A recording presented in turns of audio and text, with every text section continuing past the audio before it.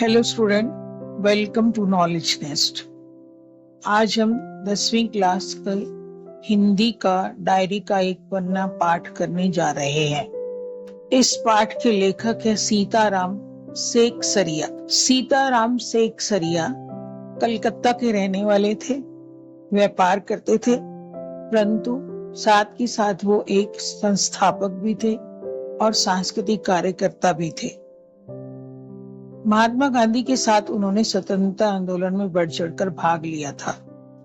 इस पाठ में वो बता रहे हैं कि अंग्रेजों से आजादी दिलाने के लिए महात्मा गांधी ने जो सत्याग्रह आंदोलन छेड़ा था, उस आंदोलन ने जनता के मन में आजादी की अलख लगा दी थी।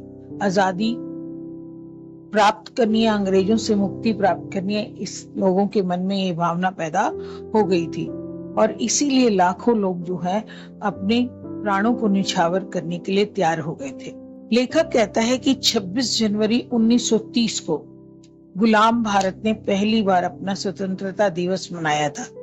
अब बच्चों, आपको यह लगेगा कि देश तो 1947 में आजाद हुआ था, पर जब देश गुलाम था तभी आजादी की ओर बढ़ने के लिए, आजादी प्राप्त करने के लिए यह दिवस 26 जनवरी 1930 को मनाया गया था।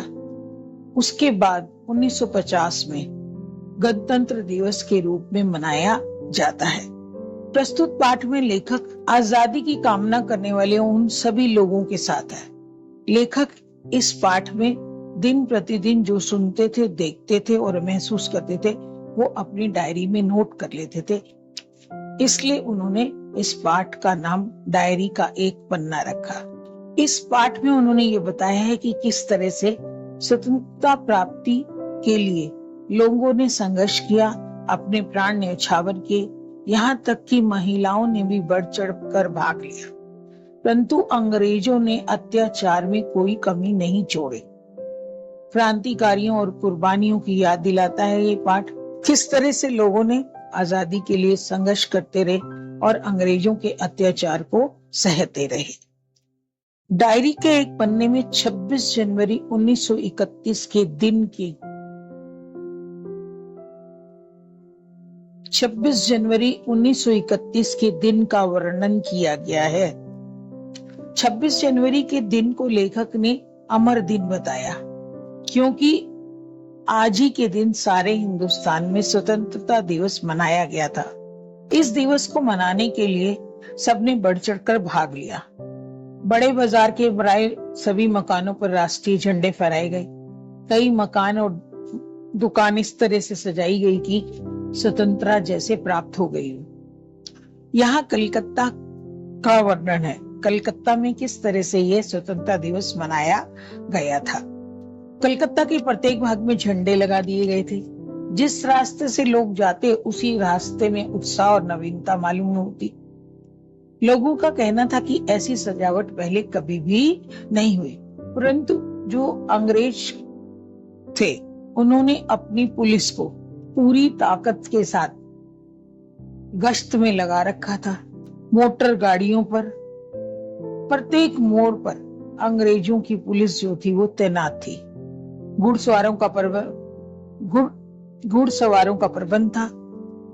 कहीं भी ट्रैफिक पुलिस नहीं थी, क्योंकि सारी पुलिस को इस काम में लगा दिया गया था कि ये हिंदुस्तान के लोग अपने स्वतंत्रता दिवस को ना मना सके। अब तय हुआ कि मॉन्यूमेंट के नीचे शाम को 6 बजे सभा होगी, परंतु उस सभा को शाम के 6 बजे ना करके सुबह 6 बजे कर दिया गया।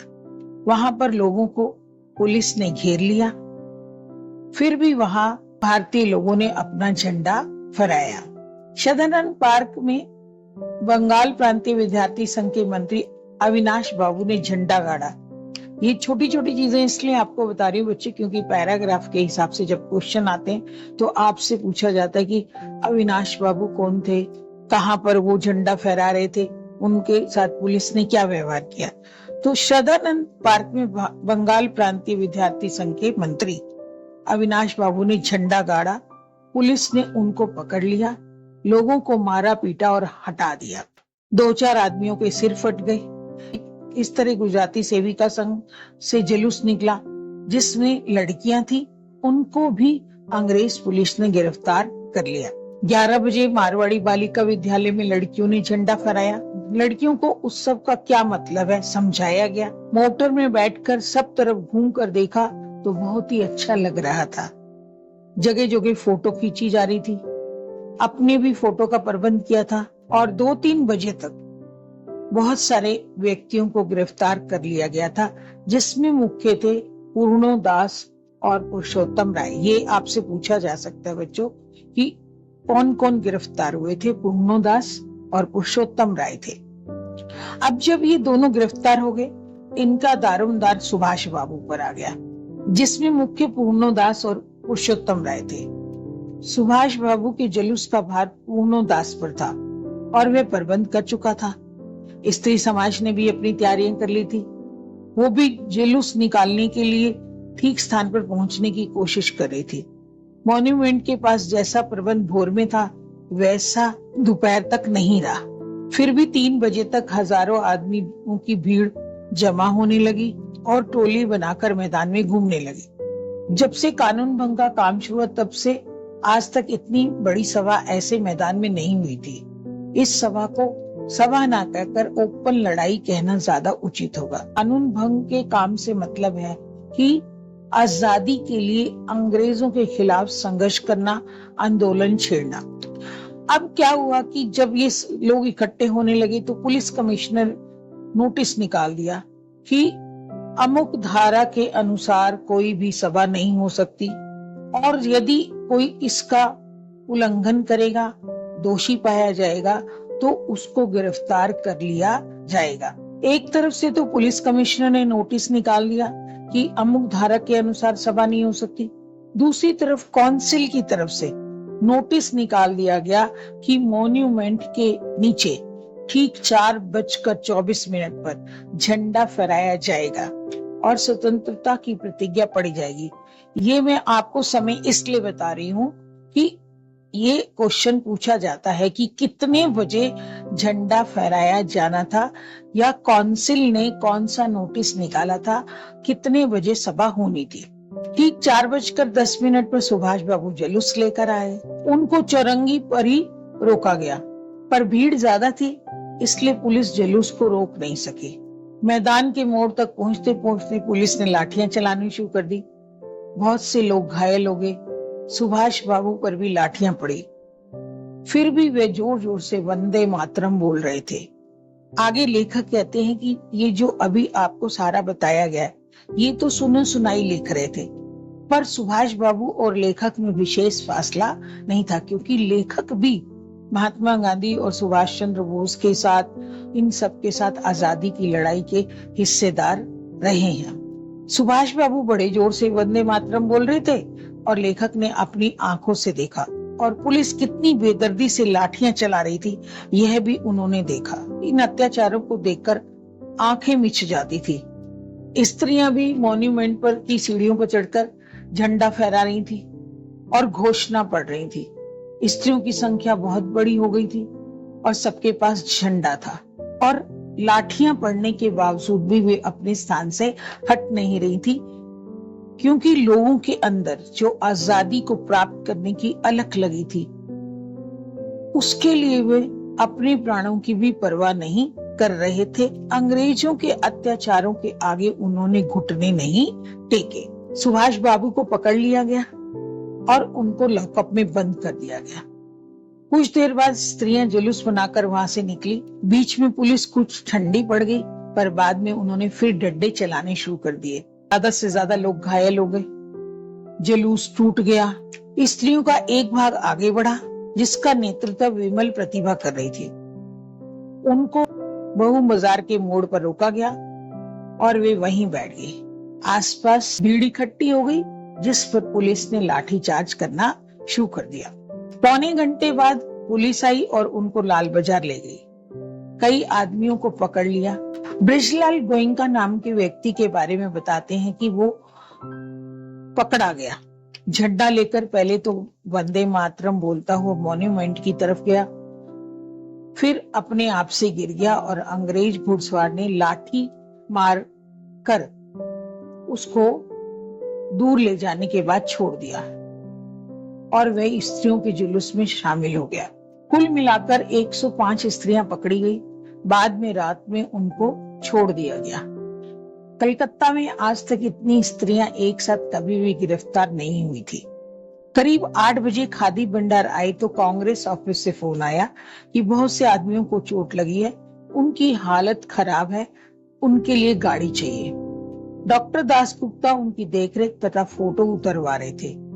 उस समय वहां पर 67 आदमी आ चुके थे और बाद में उनकी संख्या 103 हो गई थी। मतलब घायल लोगों की संख्या इतनी हो गई थी। देखते ये संख्या 160 हो गई। बाकी सभी लोग अपने अपने घरों को चले गए। घायलों का वहां पर इलाज चल रहा था। लाल बाजार के लॉकअप में 105 स्त्रियां कैद थी। तो लेखक ये कहता है कि आज तो जो कुछ हुआ वो बहुत ही अपूर्व हुआ, मतलब जिसकी कल्पना भी नहीं की जा सकती थी। अंग्रेजों ने किस तरह से अत्याचार किया और फिर भी लोगों के अंदर आजादी को प्राप्त करने का जो जज्बा था उसमें कोई भी कमी नहीं आई। सबने बढ़ चढ़कर हिस्सा लिया। पहले लोगों के दिमाग में यह बात थी कि बंगाल या कलकत्ता के लोग कोई भी काम नहीं कर रहे हैं आजादी की लड़ाई के लिए। आज यह बात धुल गई। किस तरह से कलकत्ता के लोगों ने स्वतंत्रता दिवस मनाने के लिए पुलिस के अत्याचार सहे, उसमें स्त्रियां भी थी और सब जेल गए, चोटें खाई। पर उन लोगों में आजादी की लड़ाई के लिए, आजादी को प्राप्त करने की ललक और ज्यादा बढ़ गई। डायरी का एक पन्ना यह पाठ यह संदेश देता है कि भारत को संघर्ष और बलिदान से ही स्वतंत्रता की प्राप्ति हुई है। अंग्रेजों ने भारतीय स्वतंत्रता आंदोलन को दबाने का बहुत ही प्रयास किया, लाठियां बरसाई, जेलों में बंद कर दिया लोगों को, परंतु फिर भी सभी वर्गों के लोगों ने मिलजुल कर संघर्ष किया, बलिदान दिए और कहीं जाकर तब 15 अगस्त 1947 को देश को अंग्रेजों के अत्याचारों से मुक्ति मिली और देश आजाद हुआ।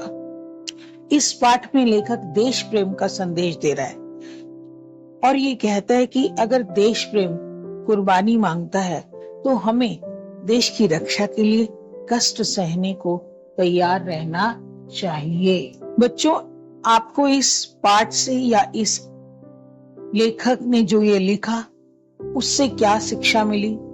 आपको यहाँ क्या अच्छा लगा? आपके मन में कैसे विचार आए अंग्रेजों के प्रति? और हमारे देश के जो नेता या हमारे देश की जनता ने इस आजादी को प्राप्त करने के लिए जो कुर्बानी दी, उनके प्रति आपके मन में कैसे विचार आए? और इतनी मुश्किलों से आजादी हमें प्राप्त हुई, उसको हमें संजो कर रखना चाहिए। कैसे रखना चाहिए? ये सब आपके जो विचार हैं कमेंट बॉक्स में लिखकर भेजिए।